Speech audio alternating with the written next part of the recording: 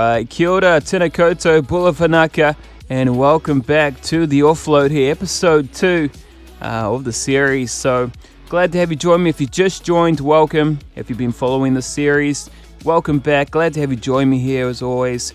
And as always, thank you to those over on Patreon supporting the videos, as well as those who have donated towards the channel as well, and those who have recently subscribed to the YouTube channel. There's a few new subscribers over the last week, so it's good to see. Exciting times. We're going to talk about all things Super Rugby round 1 here in 2024. So it's exciting times. Let's get into it. And well, hopefully I don't talk for too long. If you know me, I don't want to talk for too long. Hopefully keep this video somewhere near the 20-minute mark. And because I know that if I just go on for too long, I end up just yapping and getting sidetracked and going off topics. So first things first, though, we finally made it into Super Rugby, and it took 4 years to get here, and after an All Blacks contract as well, which is weird in itself to join the All Blacks and then not play Super Rugby. But we get our first opportunity was with Saitama Wild Knights back in 2021, I think it was. Didn't get opportunity to run out with them on the field, and so that was unfortunate. Ended up getting a contract from the Chiefs, I think might be in the same year or the year following, and then same thing happened. Didn't get an opportunity to go play for the Chiefs. I mean, I'm playing the 10 jersey, and you got Damian McKenzie there as your 10, and I don't know who was on the bench, but that's a tough sort of ask to go for, to try to topple their position there from Damien. So didn't end up getting an opportunity to play with the Chiefs back in 2023 or even 2022. And then at the end of 2022, I signed the contract there by the Crusaders. Chiefs didn't negotiate. They didn't offer a second contract, so I had to go for the Crusader contract. And I did, and I knew that once I signed it, they were going to give me a game. I just knew that. And now I'm happy where we're at. I'm happy to just be in Super Rugby itself. And yeah, looking forward to it, to how the competition turns out. And well, the first game with the Crusaders, clearly, obviously, it was a win. So I'm happy with that. But it was a fought battle because the Bristol Bears were leading in the first half and putting on the scoreboard pressure. And so we had to sort of correct ourselves and work out what we need to do to get back into the game and then take it for a W. So yeah, early scoreboard pressure, trying to figure out our defensive lines and attacking lines as well. Obviously, I know Will Jordan is on the outside shoulder. I got Sever Reese there on the right wing. Lester Fainganuku, I know if the ball gets out to them, either of those players, they can certainly break lines. So that's always nice to know. We've got our forward pack as well, Cullen Grace and Scott Barrett there as well. So solid players, and we just need to get those connections going a little bit easier. I mean, this is round 1, so we're still trying to figure out teams. The big part of it was me just trying to figure out what the Bristol Bears were going to do. And I think I just was a bit too conservative and trying to figure out things instead of just trying to play my game. And so now I know for next time, just sort of try to get my game going early. I did have a few nice touches though, just trying to break the line, running lines, getting supporting players in, and seeing how good they are. But Bristol Bears, man, good strong side, especially at home. And I'm excited to have them here in the Super Rugby competition as well. So glad they're there. And I hope you guys are excited for the rest of the super season as well as I am, and can't wait. But moving along into the segments here, and the first question for the day here: who's your favorite? What is your favorite moment? Your favorite moment, and you guys can answer that question yourselves as well. But for me, my initial favorite moment was the one when Richard Judd, the Hurricane scrum half, kicked a drop goal over Folau Fakatava's head Well, nonchalantly kicks it over, gets the 3 points, and then walks back over the 50-meter line for the reset. But yeah, that's one of my favorite moments. I think that was a killer moment. They were struggling. They're the Hurricanes. They were getting down into the 22, but the Highlanders were just holding them off every time they got the chance to try to score a try. Old Richard Judd there, scrum half, who started over TJ Perenara, in fact, for the Hurricanes, decides to go for a drop goal. Was about 5 meters, maybe 10 meters out from the goal line, right out in front as well.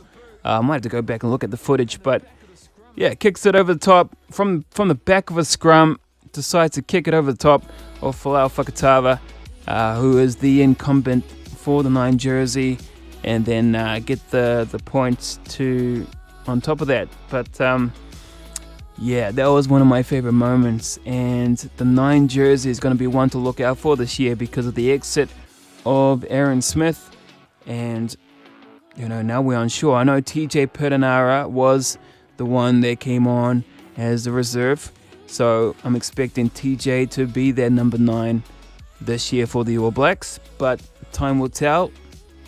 Things may change, but Richard Judd for me is definitely up there in the 9 conversation at the moment.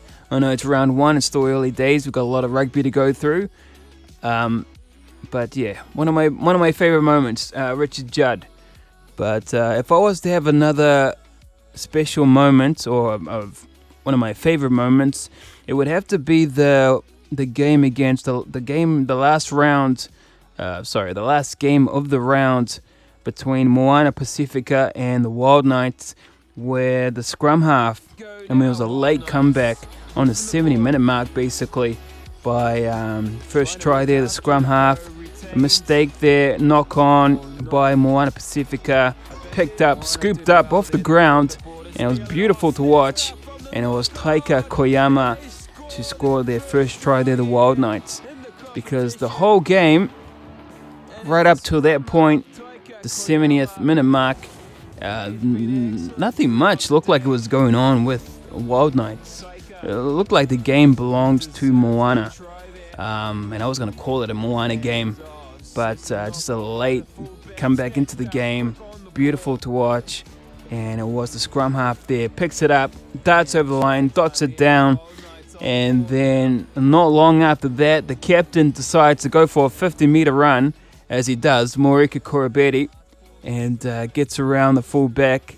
I think it was a fullback. It might have been Julian Savia, the captain of Moana Pacifica, that he got around and ended up beating, which is not an easy feat as well. But if you're Morika Korobeti, it's all things possible with that man. So he dots it down, and then the 2 points to level it. And on the kicking duties on that day was the talented fly half, Eji Kaneda, and he levels it to go into full time. But yeah, it was an awesome game, awesome comeback. Didn't look like much was going on, and then they switched it up. All that happened in the last 10 minutes of the game, and they were able to creep back into it and not lose it, but end up having a draw. So that was one of my favorite moments as well in the first round. And yeah. Next question. Who impressed the most in Super Rugby's opener in the opening round? Who impressed the most as a player? That's a good question actually. For me, the player that most impressed me in the opener would have to be the centre for the Fijian drawer, Kemu Valetini. If you watch that game, you know exactly who I'm talking about. And anytime he had the ball, it was basically he was going to break the line, and he would do that time and time again, or at least open up the space and give some opportunities to some outside players to go for some lines. But it just does really well breaking the line. Fijian drawer has such a special way of playing the game, and so different and so exciting and expansive, and just supporting play, free-flowing offloads, all that stuff that the Fijians are really good at. So, yeah, really impressed with the way he's played. Strong there through the midfield, sort of the 12 that any team would want to have on their side, basically. And another player for me, I don't know if it's just I'm biased, but Will Jordan there for the Crusaders. Just great player. Not only is he able to score the tries, though, he was on the thing that impressed me was that he was able to kick conversions. He missed a couple kicks, and was just getting warmed up, though. There was a bit of a wind in the air because both teams were missing their kicks as well. But he corrected it and ended up slotting the next, I think, 2 kicks to get over. So Will Jordan, he impressed me as well, as not only just being the winger. I forgot he's playing the wing on the fullback, but we've never seen him kick before, and just seeing him kick there. Obviously, I can kick as well. Just have to wait for that opportunity as well. But those are the sort of players that impress me the most. And in fact, if we, I don't want to change the topic a whole lot here, but one of the discussions I think that we should talk about on the channel is our 9s, if I may, because our 9s is going to be one to look out for. There's a big microscope on our number 9s because we've got the exit of Aaron Smith, and just going along the lines of who impressed me, and I talked about Richard Judd earlier, and if we just look at our 9s for a second, at the 1 for our 9s is TJ Perenara. There, he would be our starter 9, I would say. Second, reserve, possibly at this time, with our informed 9, it would have to be Richard Judd. And I know it's early days to try to mention the sort of thing, but he's impressed me, and I'm happy to see him at the number 2 spot for the scrum half, just behind TJ. I know Folau Fakatava, he's been there over the years as well, but Fakatava got outplayed in the first game there against Richard Judd, going head to head, and it wasn't even TJ on the field either, who's the number 1 9 at the moment, I would say. So I would put Richard Judd there, number 2. Now, obviously, Cortez Ratima, he hasn't played. We haven't seen much of him. I'm not sure how he's going to get along. Hopefully, we get to see him play. But at the moment, Richard Judd is looking like the player. And then our third potential scrum half, we've got Finlay Christie for the Blues. Obviously, I haven't seen him yet because the Blues haven't played a game yet. But Fakatava would take that spot, I would say, third.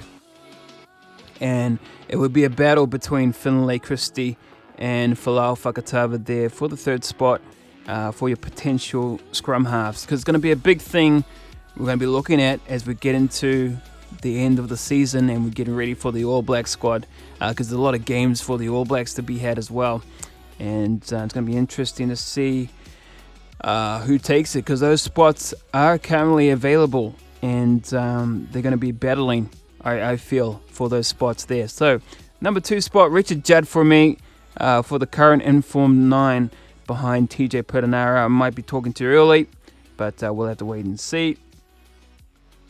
Another exit spot is, of course, the captain, Sam Whitelock, who exited the All Blacks as well at the end of last year Rugby World Cup.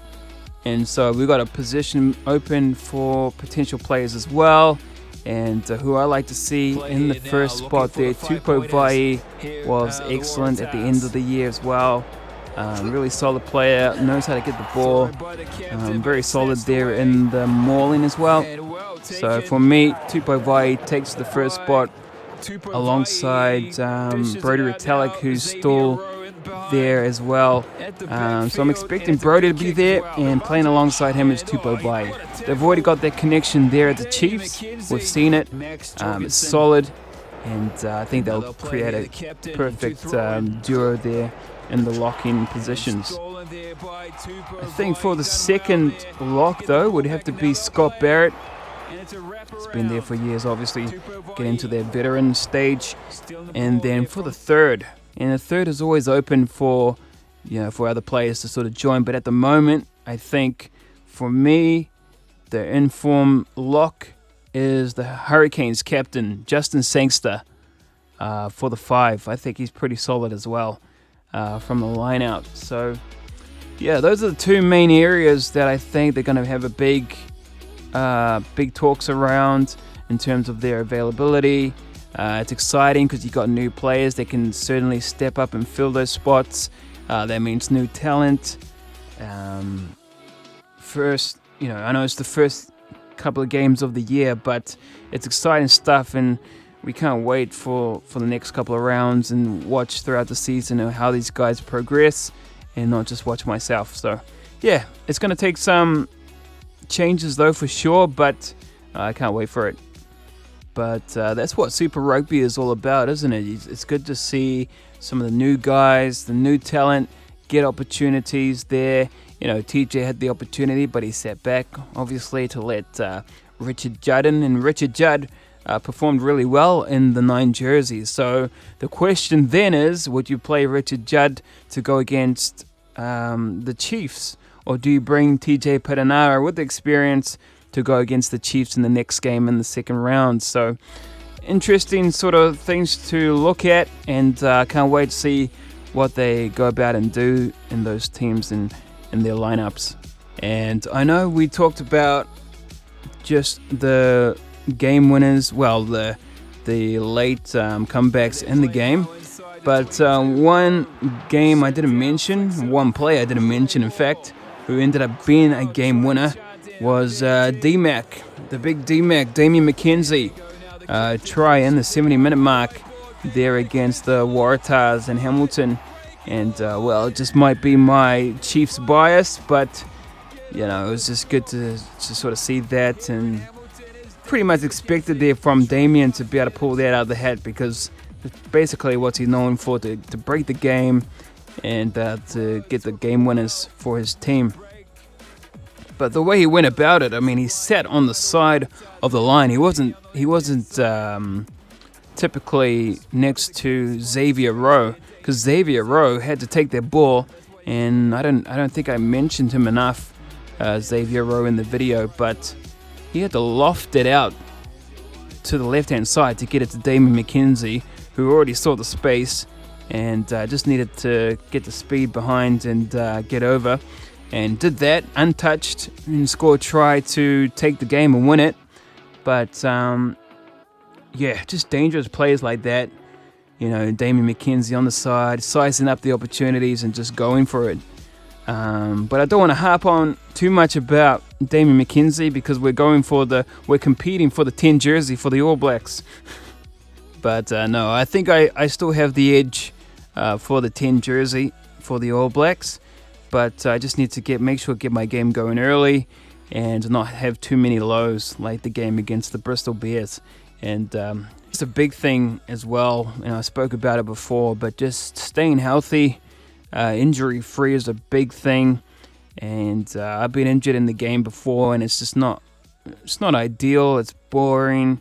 You're missing games. Your stats go down, and yes, your stats do go down.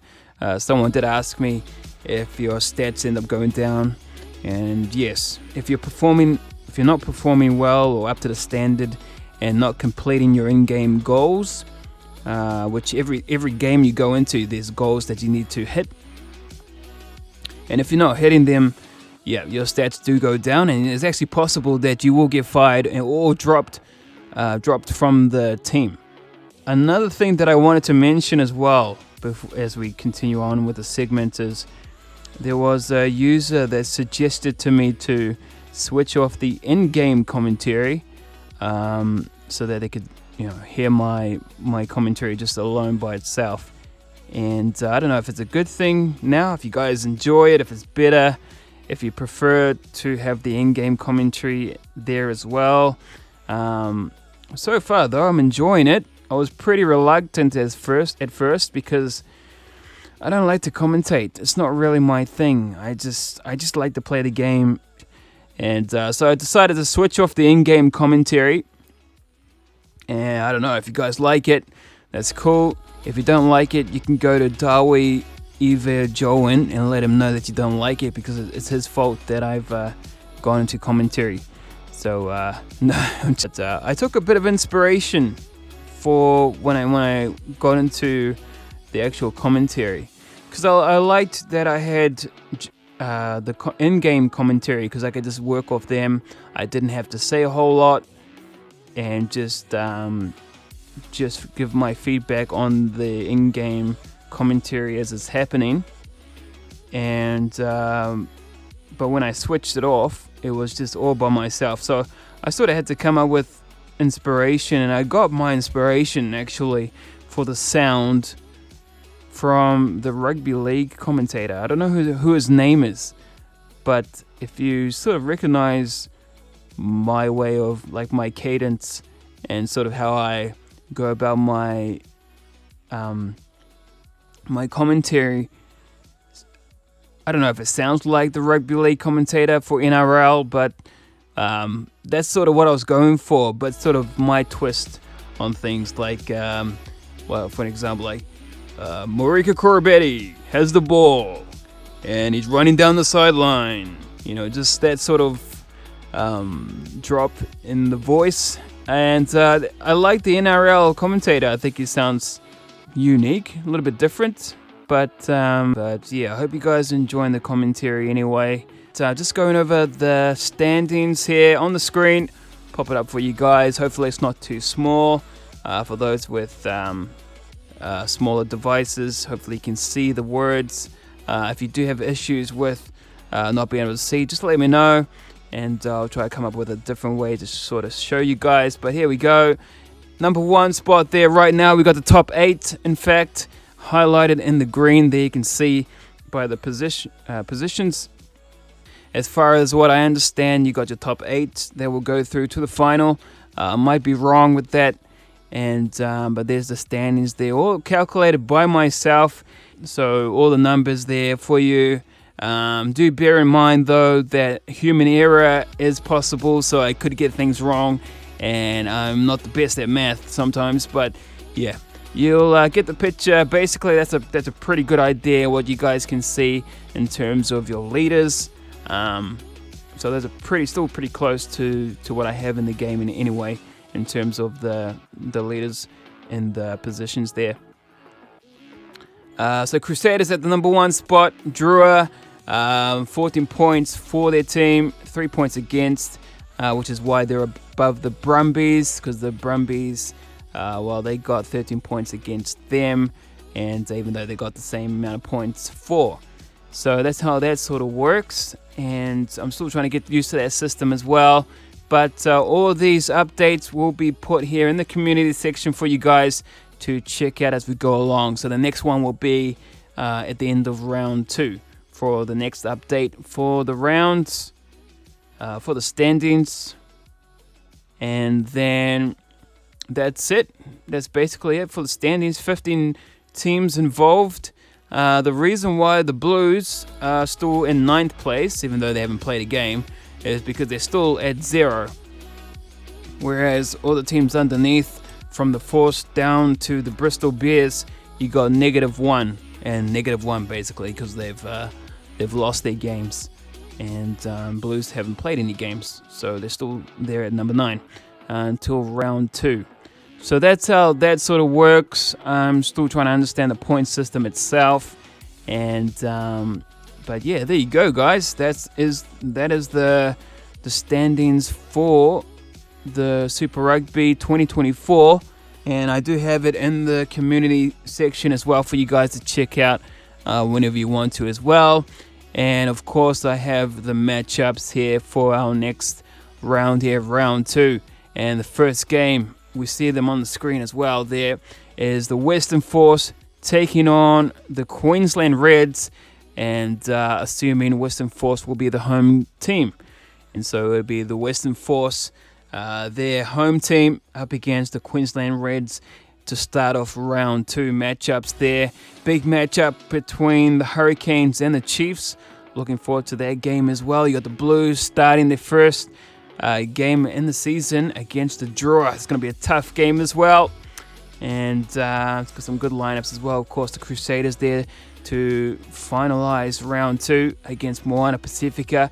Should be a good game. Hope to see you guys there. Game tickets are available, memberships only, and they're available on Patreon if you want to watch full games, uncut, uninterrupted, or available for you 24/7 there on Patreon at Hotsports exclusive. And you can watch all the games there that you love to see. And if there's anything else that I sort of want to cover, well, yes, of course, we've got the analytics to go through. Go through the analytics, and then we'll wrap the video up as always. So here we go. 11.8% of you guys have subscribed and are watching back the videos. That is awesome. I appreciate the support. That's 11.8% of you guys. Still, 88.2% of you guys have not, who are watching the videos but are not yet subscribed to the channel. So make sure you do all that good stuff, especially if you've been watching the videos more than once. If you find yourself coming back to the channel and you're watching the videos, subscribe. It supports the channel a lot, and I appreciate it. For those who have turned on their notifications, 13.8% of you guys have done that, so I appreciate it. Just going off the 88.2% though, there's a big increase since 90%. I think it was 90% of you guys were not subscribed. It's dropped down to 88%, so that's an awesome drop. Good to see. Glad to see it.